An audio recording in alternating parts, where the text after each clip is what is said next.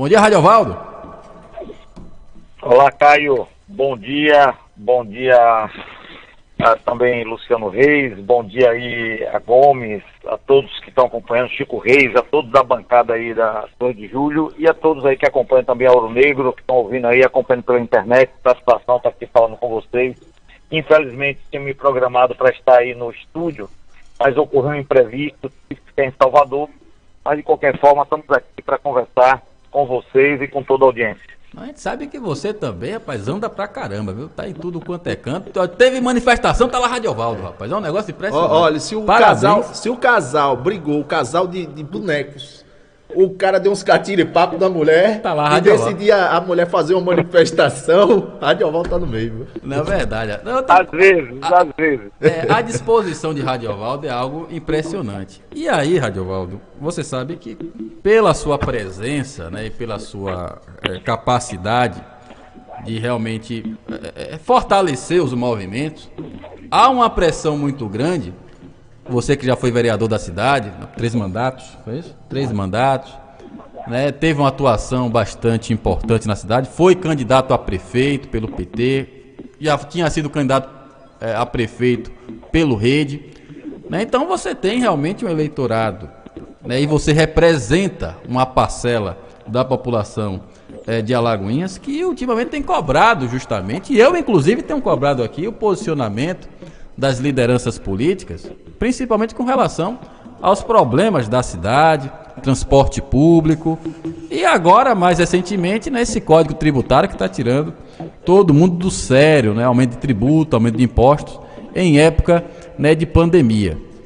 Você entrou em contato comigo, disse que queria falar sobre isso, né, falar sobre a sua atuação, o que é que você está fazendo com relação a esses temas. Eu achei muito interessante você vir aqui, até para poder falar com os nossos ouvintes e explicar o que é que está acontecendo, de que forma você está atuando nessa situação, Radiovaldo. Pois é, Caio, eu ouvi e vi seu comentário através do vídeo também, né, naturalmente, da semana passada, se eu não me engano, dia 23, e cobrando legitimamente, né, como um órgão de imprensa importante, não só de Alagoinhas, mas da região. Eu acho que a imprensa tem esse papel de cobrar do cidadão, das lideranças políticas, daqueles que estão, inclusive, exercendo mandatos, né, o que seria da gente sem a imprensa. E, naturalmente, vocês aí da 2 de Julho, Primeira Mão, da Ouro Negro, Luciano Reis também, com o site dele, fazem um papel de destaque. Mas ouvi o comentário e, claro, eu discordo da abordagem, porque às vezes a gente tem uma vida muito corrida, todos nós, e naturalmente eu tenho uma vida dentro de Alagoinhas, mas também fora de Alagoinhas, em atividades diversas, políticas, atividades sindicais, atividades partidárias, enfim. Mas eu me considero uma pessoa, moro em Alagoinhas, né? Estou em Alagoinhas quase que todos os dias, a minha família toda mora em Alagoinhas e eu também estou atento ao que acontece em Alagoinhas e naturalmente sempre gostei, com mandato ou sem mandato, de me posicionar, certo? Eu gosto de me posicionar mesmo com os meus erros até de avaliação que possa ter, já tive, mas gosto de me posicionar, de me colocar sobre o que acontece com a nossa cidade. E, assim, a minha discordância é que o comentário feito é como se a gente não estivesse alheio ao que acontece na cidade e apenas interessado no que acontece no plano federal. Não, eu discordo. Olha, só para você ver, Caio, Sim. Vou fazer um levantamento. De janeiro para cá, 7 meses, eu me posicionei e abordei diversos temas, seja nas redes sociais, seja em diversas entrevistas em rádios, ou matérias que saíram em sites da cidade sobre temas exclusivamente de Alagoinhas. Por exemplo, me posicionei sobre um problema que aconteceu com os trabalhadores da Malu, que eu fui procurado pelos trabalhadores da Malu, mais de 700 trabalhadores aí do bairro do Barreiro, e fui procurado com um problema, ajudamos a resolver parte do problema a partir de uma intervenção nossa, dei assistência, ouvi os problemas desses trabalhadores, e na reunião que promovemos com esses trabalhadores, se eu não me engano, no mês de maio, eu tive a felicidade de ouvir de quase que todos eles o seguinte: Adiovaldo, você é o único político que se preocupa com a Malu. Infelizmente, muitos trabalhadores da Malu não reconhecem isso. Não votou em você, inclusive, para prefeito. Mas quando o bicho pega na Malu, você é o único que aparece aqui. Eu ouvi isso dos trabalhadores de mais de 70 reunidos no sindicato dos comerciários em uma reunião que a gente promoveu. Também, Caio, tratei principalmente o assunto que mais falei em 7 meses foi a saúde. Porque considero o problema da saúde pública do município de Alagoinhas o maior, mais grave problema que aflige a população, principalmente no momento de pandemia, né? Denunciei salários atrasados dos trabalhadores da saúde, denunciei medicamento vencido entregue pelo CAPES, com comprovação, inclusive, certo? Denunciei a situação dos médicos do CAPES, que até hoje estão sem receber salário lá no CAPES. Denunciei a obra lá da conhecida Pulpa do Barreiro, que o atual prefeito, na campanha, anunciou como hospital, que ia acontecer que não sei o que, está lá, obra abandonada, paralisada, obra para inglês ver, certo? Denunciei a situação da UPA da Santa Terezinha, caiu em maio, eu estava em casa 10 e pouca da noite. Aí então o WhatsApp eu fui ver o que era. Uma pessoa que eu não tinha gravado e tal, disse: Radiovaldo, tem aqui mais de 40 pessoas na UPA, nós estamos aqui, rapaz, sem atendimento, uma confusão, não sei o que, não quero atender a gente, tá uma loucura, pô, deu um socorro a gente, não sei o que, não sei o que. Eu saí de casa, 10h30 da noite, fui para a UPA da Santa Terezinha, não tenho mandato, não sou vereador, nada, certo? E fui lá, cheguei lá um caos. Quando eu cheguei lá, comecei a conversar com as pessoas e tal, fui saber o que estava acontecendo, e a partir da minha chegada, da minha intervenção, liguei inclusive para o vice-prefeito Roberto Torres, certo? Que eu não consegui falar com o prefeito. A UPA voltou a atender, que tinha interrompido o atendimento quase 11 horas da noite. E todos eles que estavam lá fora tinham mandado mensagem para vários políticos, vários vereadores, várias lideranças políticas. E muitos apostaram antes da minha chegada, disseram: o único que vai responder a mensagem que a gente mandou aqui para fulano, Beltrano e Ciclano é Radiovaldo. E quando eu cheguei lá, eles disseram isso: tá aí, ó, você respondeu a mensagem e você veio aqui, pelo menos nos ouvir, ver o que a gente está passando. E eu liguei para Roberto, falei com o Roberto, coloquei para Roberto tudo o que estava acontecendo, certo? Do absurdo que eu constatei lá, das pessoas, inclusive, contaminadas, que estavam lá, que já tem a comprovação de contaminação, certo? Numa situação absurda, que foi a UPA da Santa Terezinha, se eu não me engano, no mês de maio. Antes disso, Caio, um outro vídeo que viralizou nas redes sociais e que eu postei também nas minhas, e que viralizou nos vídeos, foi soltado por mim, porque uma outra pessoa gravou e ele mandou para mim. E quando ele mandou para mim, ele disse: sabe o que eu estou mandando para você, Radiovaldo? Porque você é o único que vai divulgar esse absurdo que está acontecendo. É o único que eu confio que vai efetivamente fazer, pelo menos tentar fazer alguma coisa. Então, assim, eu estou fazendo esse retrato para mostrar rapidamente quanta coisa. E olha, Caio, que tem coisa aqui que eu me posicionei. Vacina, apresentei proposta sobre a que fiz um texto com propostas para esse absurdo da vacina, principalmente aquele vacinaço que teve lá no CETEP, Sim. Até porque eu moro praticamente em frente, e fiz propostas que eu não consegui entender, e falei isso para a secretária atual. Como é que a Lagoinha só tem um único ponto de vacinação? Não tem sentido não ter ponto de vacinação na Santa Terezinha, no Barreiro, certo? Em Alagoinhas Velha, em bairros distantes, até porque tem muita gente desempregada, o transporte público da cidade está um caos, tem gente que não tem dinheiro para pagar uma passagem de ônibus, certo? Que tem que se deslocar, tem dificuldade de deslocamento. Por que não descentralizar, não deixar o posto de vacinação mais próximo das pessoas? E eu fiz uma proposta, critico, mas também apresento proposições. E falei isso recentemente na semana passada, Caio. Até já é uma ação concreta. Nós fomos lá, eu, vereador Thor, o companheiro Tássio, presidente do PC, sentamos com a nova secretária, Elaina, muito atenciosa, uma pessoa, inclusive, que eu conheço muito, o pai dela, certo? Me considero amigo do pai dela, né?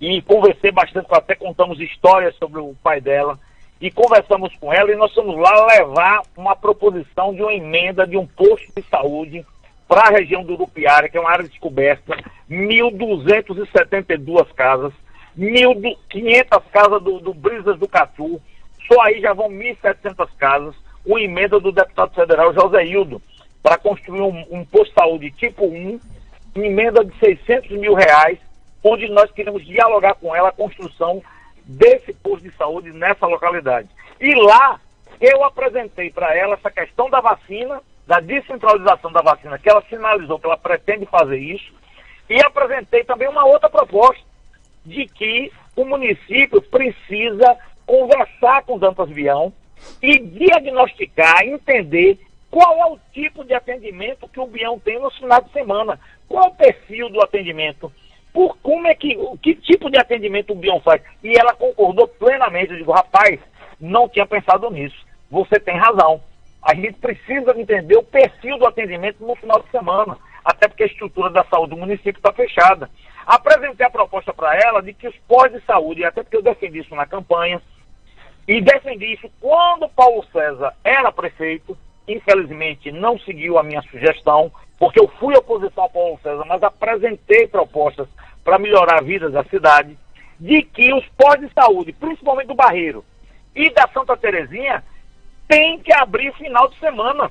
Não há impedimento legal, é um problema apenas de orçamento, que aí o orçamento a prefeitura tem que dar os pulos, resolver, cortar, eliminar despesas desnecessárias e centrar nisso, até porque, Caio, eu disse para ela, ela concordou comigo, o trabalhador que trabalha de segunda a sexta, que eu pedi trabalhador aí, bicho, eu conheço a realidade desse trabalhador. A maioria dos trabalhadores, Caio, mesmo doentes, não apresentam atestado de saúde. Até porque a maioria tem medo de que isso possa prejudicar ele na empresa. O cara trabalha doente e não dá um atestado de saúde. E como é que esse trabalhador, essa trabalhadora, vai no médico, que o posto de saúde só trabalha de segunda a sexta, funciona de segunda a sexta, e o dia que ele, em tese, está folgando, que é sábado e domingo, os postos de saúde estão fechados. E ela concordou comigo. Ela disse, você tem razão. Aí, anotando. Então, assim, isso mostra que a gente está empenado com os problemas da cidade. A Zona Azul, você que está me ouvindo, de Alagoinhas ou de Catu, ou de onde for, saibam de uma coisa, quando chegar em Alagoinhas, que apareceu as pessoas aí da empresa que é responsável pela concessão da Zona Azul, e que cobra para você aquele valor de R$ 2,80, 90% deles são estagiários, ganham R$ 600 por dia, trabalham 5 horas por dia. Um absurdo, uma vergonha a prefeitura, o governo permitir isso.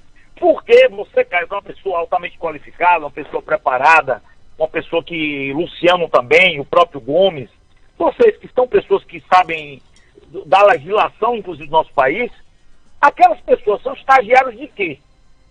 Estagiam de o quê? De quem? Qual é o supervisionamento do estágio daquelas pessoas? Aquilo é apenas para a empresa ganhar mais dinheiro. Sonegar previdência, sonegar direitos trabalhistas. Mas o responsável, para mim, o principal responsável, não é o dono da empresa. O principal responsável é a prefeitura, que não fiscaliza. Porque, cara, eu que disputei a prefeitura, como você disse, se tivesse ganho, isso jamais aconteceria. Eu cometeria muitos erros. Mas isso, de contratar estagiário, através de obra ou concessão pública, para sonegar direitos, jamais aconteceria. Porque essa empresa ou ia contratar os trabalhadores, como a CLT determina, ou ela não ia executar a concessão pública. E eu denunciei isso, e o que é que o prefeito fez ou o que o governo fez? Que eu saiba, até agora nada. Sem contar que eu também denunciei o aumento absurdo executado esse ano pelo governo dessa. Está lá. Eu dei entrevista sobre isso em rádio, botei em rede social, denunciando esse tipo de postura. Então, assim, eu tenho essa tranquilidade, Caio. Claro que eu não sou perfeito, estou sujeito a erro, estou sujeito, inclusive, a receber críticas, recebo tranquilamente. Não tem crise com isso. Agora, eu me posicionei o ano todo sobre problemas de Alagoinhas. Problemas contundentes, não é fake news, não é invenção, não é factoide, coisas concretas que a população sente, que eu recebo aqui no meu WhatsApp, recebo ligações das pessoas e com isso tento naturalmente repercutir no conjunto da sociedade problemas, e não só do município, viu, Caio? Porque denunciei atraso de salário de Bião, fomos lá, eu e José Hildo, conversar com o secretário de saúde para o Bião melhorar atendimento, com o vereador Thor, que o atendimento do Bião, de fato, desça a desejar, por fatores influenciados a partir de Alagoinhas, mas também por questões internas do próprio IBDH. Não tem problema nenhum de fazer cobranças de estruturas que seja do governo do estado, que é do meu partido, do meu governador. Não tem problema nenhum, como o José também não. Vemos lá cobrando. O que o pessoal tem questionado muito, Radiovaldo, e você deve ter consciência desses questionamentos, inclusive o Domingos fez aqui, agora há pouco, esse questionamento, né? Por que a mobilização só ocorre quando se trata de manifestação nacional contra o Bolsonaro? Muita gente cobrou, por exemplo, a participação do PT e do Radiovaldo, né, com relação a, por exemplo, a manifestação do Código Tributário, contra o Código Tributário, né, que, inclusive, eu conversando com manifestantes, o pessoal se queixava da falta de apoio do PT, o PT que, inclusive, do ano passado, votou a favor, os vereadores, aliás, como todos os vereadores, né, não foi só do PT, o DEM também votou, o PSD, todo o governo, a oposição, todo mundo votou a favor do Código Tributário, e a luta era para tentar aí, tentar acabar um pouco aí com essa situação, tentar revogar, para ver o que é que dava para fazer. E houve muita cobrança com relação a isso, porque a gente sabe, né, do poder que o PT tem, do Radiovaldo tem, com relação, né, às manifestações, né, a questão da organização do partido com relação às manifestações, e não ocorreu. O que é que aconteceu? Foi falta de planejamento, falta de prioridade? O que é que aconteceu, hein? Não, eu sinceramente não entendi essa fala de Domingos, até porque eu já conversei com ele sobre isso, pessoalmente, até também... Não, mas não é só de Domingos, isso inclusive eu escutei de outras pessoas, fora do ar, obviamente. Não, tranquilo. Assim, eu digo, mas estamos falando de Domingos, porque Domingos é uma pessoa que eu conheço muito, tenho muita relação, é uma pessoa que eu tenho até muito apreço, não tenho nenhuma divergência com Domingos, assim... maiores, enfim. Mas, primeiro, eu tive numa manifestação lá na porta da prefeitura, se eu não me engano, há 2 meses atrás, no mês de maio ou junho. Não me recordo aqui exatamente. Estive lá, falei, me posicionei. Dei entrevista, só não aqui na Ouro Negro, no 2 de julho, no Primeira Mão, mas dei entrevista nas rádios da cidade, me posicionando sobre o Código Tributário. Não fui nessa agora na Câmara, porque infelizmente tinha um compromisso inadiável em Salvador, que não podia estar presente. Inclusive, eu trouxe um elemento que ninguém trouxe, não sei nem se já foi discutido aqui na 2 de julho, e vou trazer aqui. Um elemento importante, porque está se falando muito de Joaquim, está se falando muito do Código Tributário, eu acho um absurdo o que aconteceu, só que Joaquim não é o primeiro. Esse processo, exatamente, copiar e colar. O copiar e colar do que Joaquim fez, Paulo César também fez. E aí eu era vereador em 2012. Rapaz, olha... E pra mim fez até... E pra mim, Caio, fez mais grave ainda. Mais grave. Foi mais grave do que o que Joaquim fez. Sem querer diminuir o absurdo cometido em relação ao atual Código Tributário. É que em 2012 foram enviados 2 projetos. 2. Um Código Tributário aumentando drasticamente vários tributos municipais, inclusive a CIP, certo? Na boca do Natal, depois da vitória nas eleições de 2012, inclusive contra o nosso candidato José Hildo, foi o ano que eu me elegi pela 3ª vez como vereador, fui o vereador mais votado da cidade, e mandou o maior aumento de cargo comissionado da história de Alagoinhas. Mais de 70 cargos criados em uma canetada no outro projeto, que inclusive criou os subsecretários que levam, você que não sabe, de Alagoinhas que está em casa agora acompanhando, os 9, se eu não me engano, subsecretários de Alagoinhas, em 4 anos, levam do nosso dinheiro público 6 milhões de reais. Isso mesmo. 6 milhões de reais para 9 pessoas de encargos e salários durante 4 anos, criado em 2012. E na época, Luciano... Ou seja, Paulo César criou mais cargos, né, deu mais gastos para a máquina pública e mandou a fatura para o povo pagar. Exatamente. E eu e o Luciano, na época éramos vereadores também reeleitos, fomos os únicos que votamos contra. E por que foi mais grave, Caio? Eu vou resgatar uma coisa que as pessoas têm memória curta. Mas a memória ainda está funcionando. No caso do Código Tributário, que foi votado, empurrado também goela abaixo em 2012 para votar, sem ninguém saber, final de ano, Natal, eleição, vitória, reeleição do governo, eu descobri em janeiro, quando volto para a Câmara depois do final do ano, eu pesquisando, que eu pesquisava ali atentamente as movimentações do governo, eu descobri uma coisa: o governo patinou no sancionamento da lei do Código Tributário. Porque se o Código Tributário não for sancionado e publicado no ano anterior, ele não pode ser cobrado no ano seguinte. E o governo perdeu prazo naquele ano, perdeu prazo e só veio publicar no ano seguinte. Eu denunciei isso, inclusive no Primeira Mão, na época na Nova M, em Haroldo. Entrei com a denúncia no Ministério Público contra esse absurdo, certo? Então, o problema não é o Código Tributário. Aí eu tenho uma divergência da forma como, por exemplo, o próprio Domingos, que tem debatido muito esse assunto, tem falado. O problema é a forma de fazer política. O que nós precisamos mudar, Caio, é a forma de fazer política. Porque se mudar a forma de fazer política e de entender o patrimônio público, o poder público, situações como essa não vão acontecer nunca mais em nenhum partido. Porque não dá para um gestor, porque ganhou a eleição, simplesmente ter o direito, achar que pode, mandar qualquer coisa para a Câmara em dezembro para votar sem discussão nenhuma. Esse é o problema. Não dá para fazer uma coisa que muda a realidade da vida das pessoas sem minimamente discutir com a sociedade. Como é o caso do Código Tributário, como é o caso de empréstimos, como o prefeito toma empréstimo, quem vai pagar esse empréstimo é a cidade, é o cidadão. E como é que o prefeito toma um empréstimo e não consulta o dono do dinheiro? E isso acontece. Então, eu defendo uma forma de fazer política diferente. E aí eu tenho que afirmar novamente: eu, prefeito, Caio, jamais mandaria um projeto estruturante sem fazer uma discussão prévia, intensa, com os vereadores e com a sociedade.